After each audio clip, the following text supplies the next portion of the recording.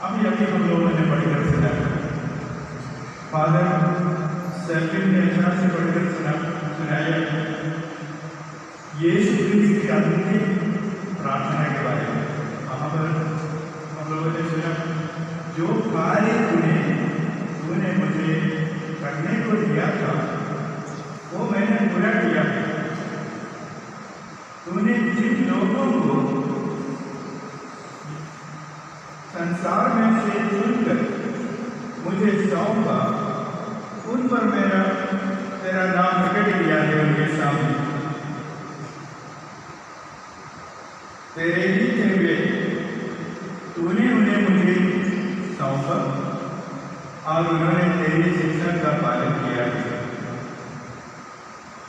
मैं उनके लिए विनती करता हूँ, आप वे संसार के नहीं, परंतु वे सब संसार में ही रहेंगे और मैं तेरे नाम पर तेरे पास आ रहा हूँ। परम पावन होना, तूने जिन्हें मुझे सौंपा है उन्हें अपने नाम के सामर्थ्य से सुरक्षित है। तेरे भाई और बहनों, यही यीशु क्रिस्ट के पुरोहिताई की प्रार्थना थी। उनके पुरोहित प्रार्थना उनकी मृत्यु के पहले एकदम पहले थोड़ा सा याद कीजिए। इन दिनों हम लोग यीशु क्रिस्ट के जीवन की ओर एकदम नजदीक से देखने वाले लोग हैं। कल परसों विशेष करके इस 19 सप्ताहों में यीशु क्रिस्ट की जीवनी उसको समझने के लिए किस प्रकार से वे हमारे मुक्तिदाता हैं उसको समझने के लिए हम प्रयत्न करते हैं। सिर्फ समझना नहीं, उनकी मुक्ति हमारे जीवन में हासिल करना है। उनकी इच्छा क्या थी? उनकी चरित्र पृथ्वी के हर एक इंसान एक अकेला में अपना जीवन न बिताएगा, एक सामाजिक जीवन बिताएगा। इसके लिए क्या किया उन्होंने? याद कीजिए, समय पूरा होने के पहले ही, याद रखिए, समय उनका पूरा होने के पहले ही उनका मिशन कार्य शुरू किया है उन्होंने, जहाँ पर एक समाज इकट्ठे हुए थे। समाज नहीं हुआ, समय नहीं हुआ था, लेकिन उस सामाजिक जीवन में किसी तरह की बाधा नहीं बना। इसीलिए वहां पर वह उनका सबसे पहले चमत्कार निकाले। अपने मिशन का शुरुआत एक सामाजिक जीवन के लिए उन्होंने समर्पित किया। बाद में आप देखिए कहाँ पर उनका मुक्तिदायी कार्य, मिशन कार्य कहाँ पर शुरू हुआ है? एक सभागृह में, वहां जहां पर लोग एकत्रित हैं, समाज है, वहां समाज से वे उनके मुक्ति कार्य शुरू किया। तो संबोधित करते हुए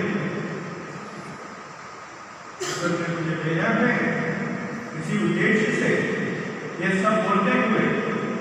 इसके बाद हम लोग सुनते हैं उनका कार्य कहाँ पर है? जहाँ पर समाज है उनको एकत्रित करते हैं, किसी को अकेला घर में छोड़ने के लिए, बिखरे हुए लोगों के लिए उनको इकट्ठा करने के लिए आगे उनका असली स्वभाव रूप दिखाने के लिए वे अपने शिष्यों के पास शिष्यों को दिखाने के लिए चले गए। पहाड़ पर दिखाए संतों की मंडली में उन्होंने उनका रूपांतरण हुआ है। लोगों को समझाया कि मैं वास्तव में ईश्वर का पुत्र हूँ, ईश्वर की हूँ, असली लोग वहाँ उनका रूपांतरण हुआ। भाई और बहनों, अंत में सोच लीजिएगा, बहुत सारी बातें हैं, लेकिन पूरा तो बोलने के लिए अंत में उनके मुक्ति कार्य हमारी यहाँ पर समाप्त करके जाने के पहले ये सामाजिक जीवन को बरकरार रखने के लिए उन्होंने क्या किया है? पवित्र यूक्रिस्ट की स्थापना की। पवित्र यूक्रिस्ट की स्थापना कहाँ? ये सामाजिक जीवन, एक सामुदायिक जीवन बरकरार रहे। अपना शरीर और रक्त उन्होंने हम सबों के लिए दे दिया, संस्कार और एक संस्कार ठहराया है। भाइयों बहनों, यीशु क्रिस्त की इच्छा ये हम एक सामाजिक जीवन जिए, एक साथ जिए, अकेले अकेले विभाजित होकर जीवन नहीं। विभाजित तो हो सकता है, इसी कारण से विभाजित माने एक तरह से किसी प्रकार से अलग। मुंबई के ईसाई लोग, बिहार के ईसाई लोगों में सांस्कृतिक फर्क तो हो सकता है, संस्कृति अलग है, उसमें तो फर्क हो सकता है।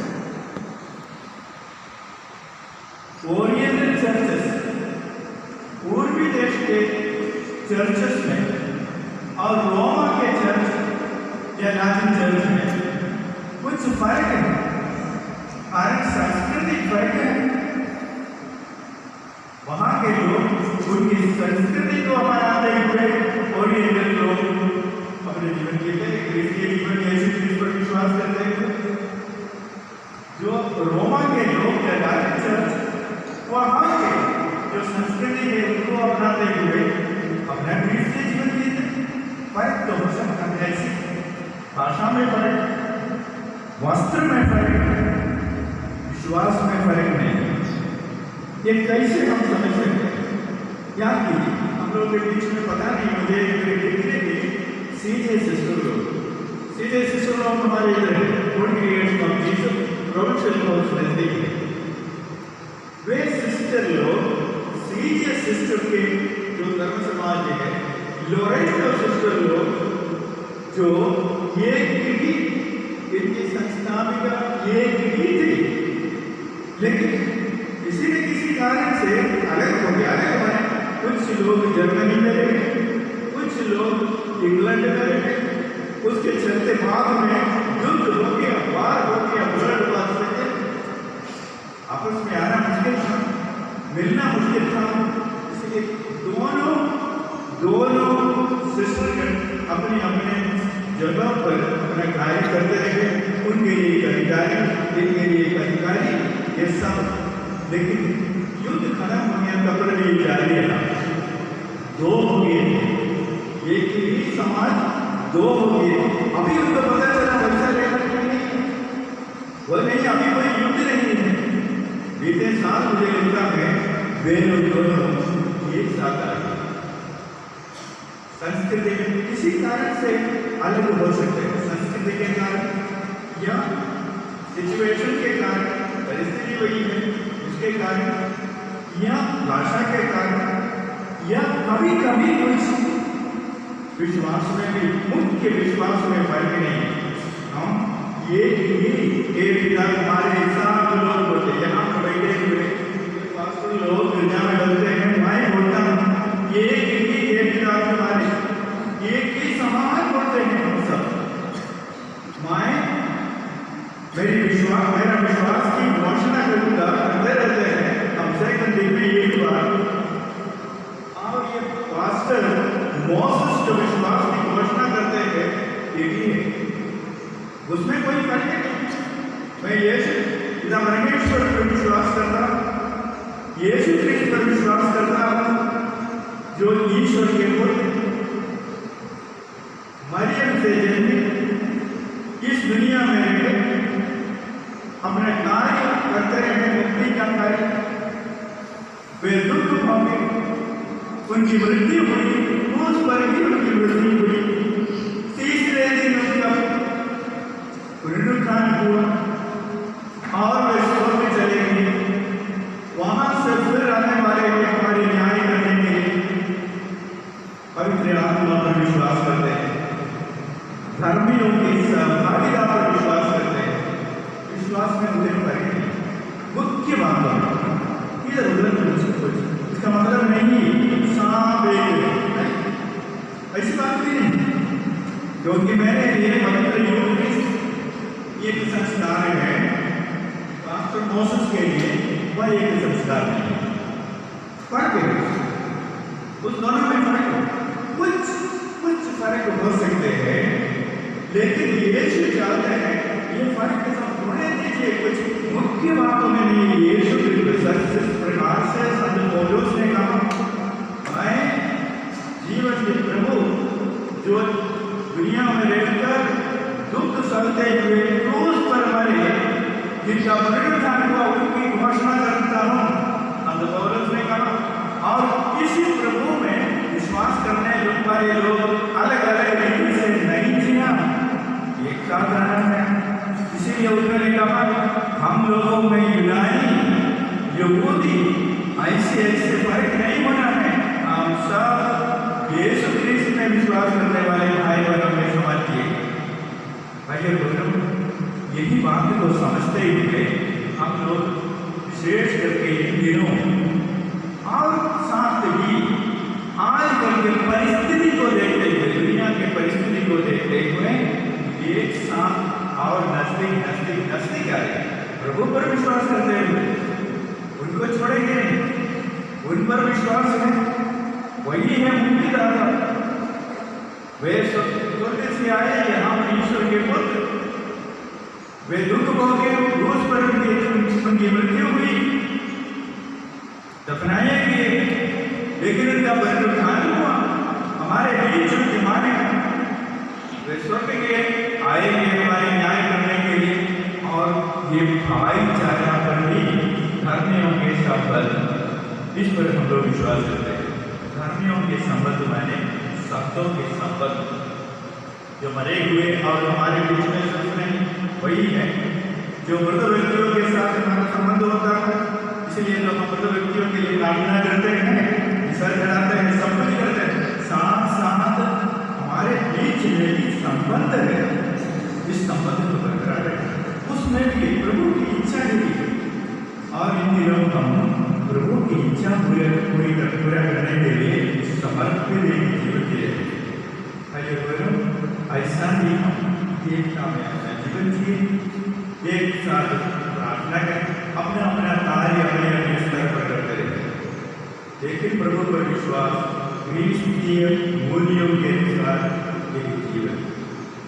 इंसान को इंसान समझते हुए ईश्वर पर समर्पित, इंसान को इंसान समझकर सबके साथ, सिर्फ हम लोगों के लिए नहीं, हम सिर्फ हमारे लिए नहीं जीते। Acts of the Apostles Acts of the Apostles हम लोग पढ़ेंगे तो 26वां अध्याय 26वां वाक्य में लिखा है कि वहाँ पर लिखा हुआ है, यीशु सबके लिए आए, सबके मुक्तिदाता है, सिर्फ ईसाइयों के नहीं, अन्य धर्मावलंबी लोग, जब हमारे पड़ोसी धर्मावलंबी लोगों के भी मुक्तिदाता प्रभु है, उनकी ओर मुक्ति आज कल बनना है। तो हमारे ओर से हमारे इस जीवन को समझते हुए देखे हम प्रयत्न करें, प्रभु ने हमें जो कार्य सौंपा है उसको पूरा करने के लिए। इसी तरह की अपनी बाधा हम लोग हमारे बीच में न रहें, प्रार्थना करेंगे एक साथ आज एक क्षण हम मौन रहकर इस एकता के लिए ईश्वर को धन्यवाद देंगे। सर्वशक्तिमान ईश्वर, आपने हम सबों को एकत्रित किया है, प्रभु यीशु क्रिस्त ने एकत्रित किया है। हम सब प्रभु को अपनाते हैं, प्रभु पर विश्वास करते हैं, उनके दुखों, उनकी मृत्यु, उनके पुनरुत्थान में विश्वास करते हैं। हम सब विश्वास करते हैं कि ये प्रभु पुनर्जीवित यीशु हमारे बीच में है, हर एक इंसान के जीवन में, हमारे सामाजिक जीवन में आशीर्वाद दे। आपको देखते हुए, आप पर समर्पित होकर अन्यों के लिए भी क्रिस्त का ये रूप हमारे द्वारा प्रस्तुत करने में मदद दें। हम ये प्रार्थना करते हैं हमारे प्रभु क्रिस्त के द्वारा। मैं आलोक कुमार।